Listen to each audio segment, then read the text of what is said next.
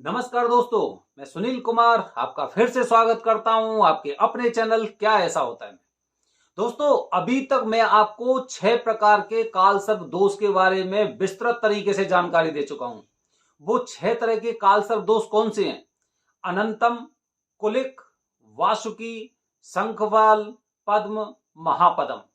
ये 6 तरह के कालसर्प दोष के बारे में पूरी विस्तृत मैंने आपको जानकारी दी है कि जातक की कुंडली में इस तरह के कालसर्प के जो योग बनते हैं वो किस तरह से बनते हैं।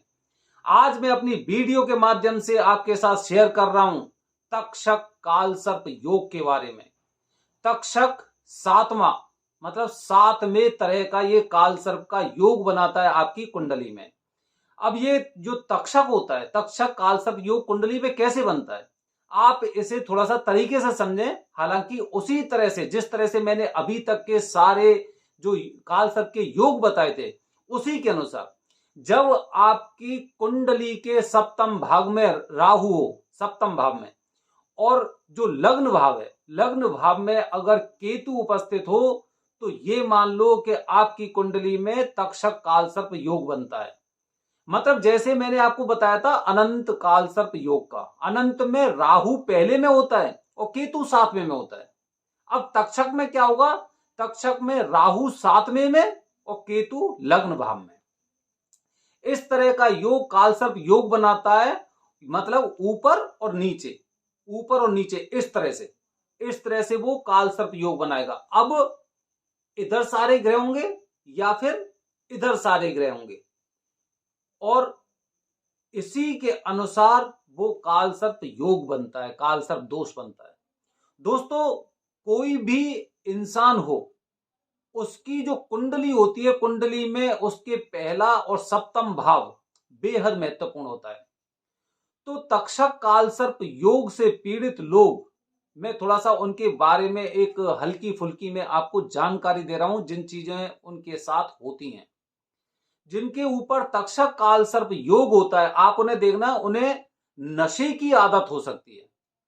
नशा उनके लिए, ये मान लो कि वो इस तरह का जो कालसर्प योग होता है ना, वो इंसान में अपने आप ही नशे की प्रवृत्ति पैदा कर देता है, जिससे वो उसका जो पूरा धन होता है, जितना भी उसने चाहे वो कमाया हो या फिर किसी भी माध्यम से उसको प्राप्त हुआ हो सकता है उसके पास विरासत की कोई संपत्ति हो, तो वो धीरे धीरे करके अपने सारे पैसे को बर्बाद कर देता है। लत, अपनी लत की वजह से वो अपनी जिंदगी को बर्बाद कर लेता है। दूसरा जो उसका लक्षण होता है, विवाह में बहुत ज्यादा देरी होती है। देरी हो रही है विवाह में, शादी योग्य लड़का हो गया लेकिन हो सकता है कोई लड़की ना मिले, तो ऐसी स्थिति उसमें बन जाती है कि धीरे धीरे करके उसका विवाह में विलंब पैदा हो जाता है। और तीसरी तीसरी महत्वपूर्ण बात यह है कि अगर शादी हो गई है, उस जातक की अगर शादी हो गई है, तो आप देखना कि दोनों में नोक झोंक करते करते उनकी जिंदगी गुजर जाती है। ये उनका दोष नहीं है, दोष है ग्रह का।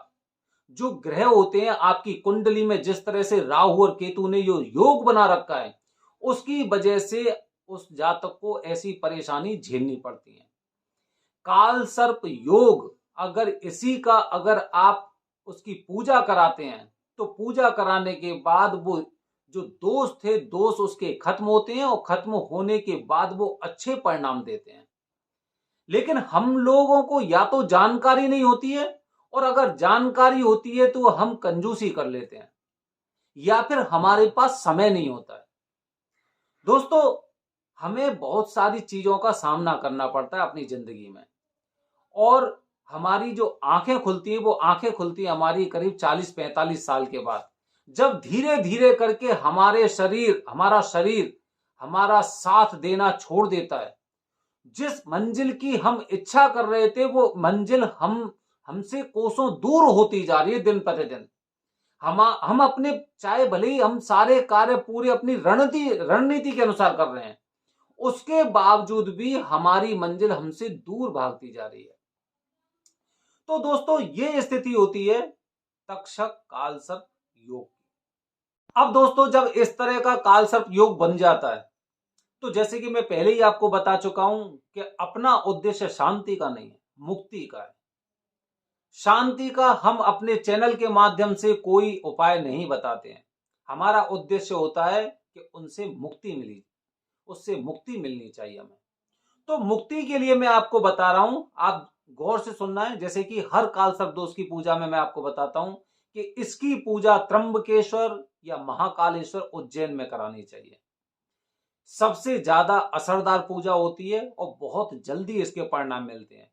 जिन जिन लोगों ने इस तरह की पूजा करवाई है या त्र्यंबकेश्वर में जाकर पूजा कराई है, आप उन लोगों से अगर संपर्क करेंगे तो आप हमेशा 100% आपको एकदम सफल परिणाम ही आपको उनसे सुनने को मिलेंगे और आपको लगेगा कि हाँ, मैंने अपनी पूजा कराने में देरी कर दी।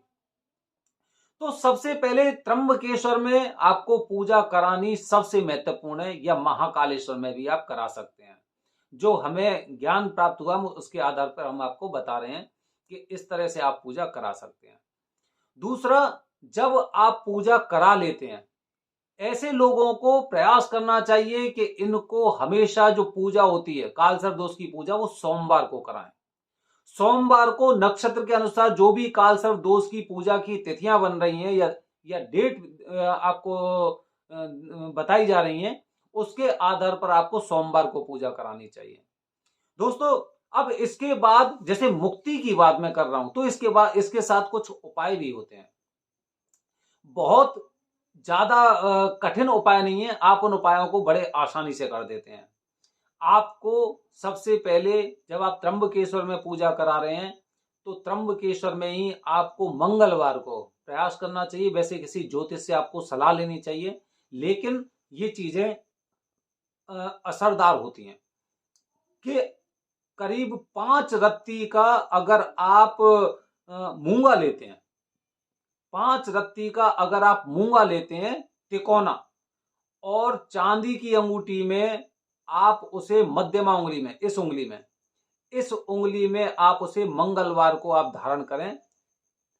त्र्यंबकेश्वर के या महाकालेश्वर के किसी भी मंदिर में, त्र्यंबकेश्वर और महाकालेश्वर जो मंदिर हैं, उनकी जो कहते हैं ना, उनपे जो शक्ति है हर मंदिर में समान है। हर मंदिर में, पूरा त्र्यंबकेश्वर, पूरा उज्जैन हर प्रकार से हर क्षेत्र में समान है, हर चीजों में समान है, शक्तियों में समान है। आपके ये विश्वास होना चाहिए, कभी भी मन में इस तरह का संशय आपको नहीं रखना है कि मुझे तो नहीं महाकालेश्वर मंदिर के अंदर ही ये वाली पूजा करनी है या फिर त्र्यंबकेश्वर मंदिर में ही ये पूजा करनी है। दोनों की दोनों पूरे की पूरे मुक्ति क्षेत्र हैं, जहां पर पूजा कराने से आपको सबसे सफल परिणाम मिलते हैं। उसे धारण करें और प्रयास करें, हमेशा प्रयास करें अपने जीवन में कि जब नाग पंचमी होती है तो नाग पंचमी वाले दिन नाग नागिन की पूजा अवश्य करें। आप जानते होंगे तक्षक कौन थे, और तक्षक कालसर्प योग बन रहा है, तो मतलब आपके ऊपर कितना कठिन साया है, कितनी कठिन आपकी परीक्षा चल रही है, जिसको अभी आप पूरी तरह से उत्तीर्ण नहीं कर पाए, उसके बारे में आपने प्लानिंग भी नहीं की है, तो वो परेशानी तो आपको होगी।